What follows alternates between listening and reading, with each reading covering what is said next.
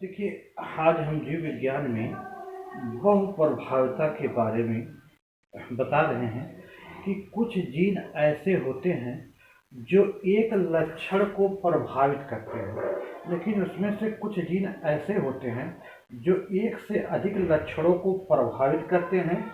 ऐसे जीन को हम बहुप्रभावी कहते हैं और इसके गुण को बहुप्रभाविता कहते हैं। एक बात दोबारा सुनिए। कुछ जीन ऐसे होते हैं जो एक से एक ही लक्षण को प्रभावित करता है, एक ही लक्षण को व्यक्त करता है, लेकिन कुछ जीन ऐसे होते हैं जो एक से अधिक लक्षणों को व्यक्त या प्रदर्शित करते हैं। इस जीन को बहुप्रभावी कहा जाता है और इसके गुण को बहुप्रभाविता कहा जाता है। ये तो हमारा पहला था। दूसरा है बहुजीनिक वंशागति। तो देखिए, बहुजीनिक वंशागति में ये होता है कि बहुजीनिक जो लक्षण होते हैं, तो बहुजीनिक लक्षणों में मात्रात्मक लक्षणों की वंशागति या मात्रात्मक बहुजीनिक को व्यक्त किया जाता है। तो इसे जैसे रक्त हुआ, तो रक्त जो है बहुजीनिक वंशागति होता है। अब आ जाता है मेंडल के वंशागति का नियम।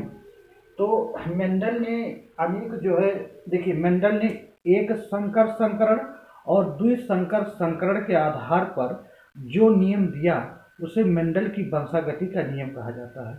मेंडल ने एक संकर संकरण और द्विसंकर संकरण के आधार पर जो नियम दिए हैं उन्हीं को मेंडल की वंशागति का नियम कहा जाता है। दूसरा है प्रभाविता का नियम।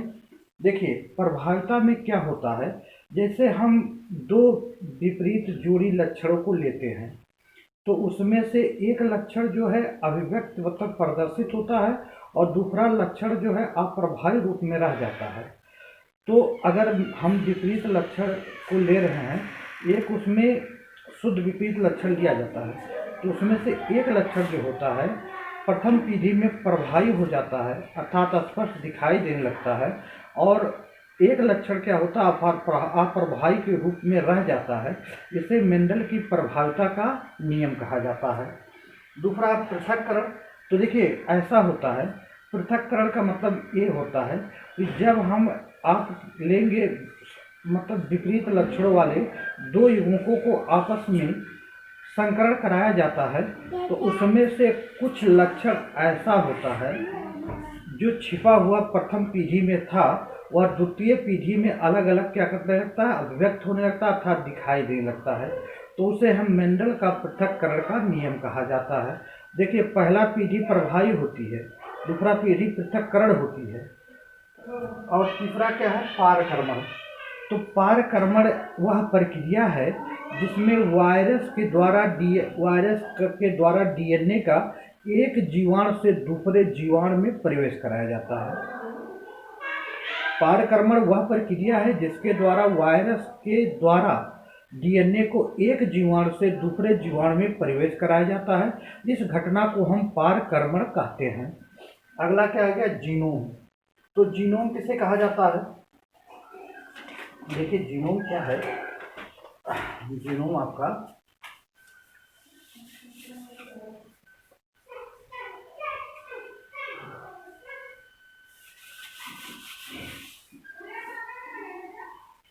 देखिए, किसी भी जीव के जीनोम हम बता रहे हैं, किसी भी जीव के गुणसूत्रों का अगुणित जो क्रम या सेट होता है उसी को जीनोम कहा जाता है।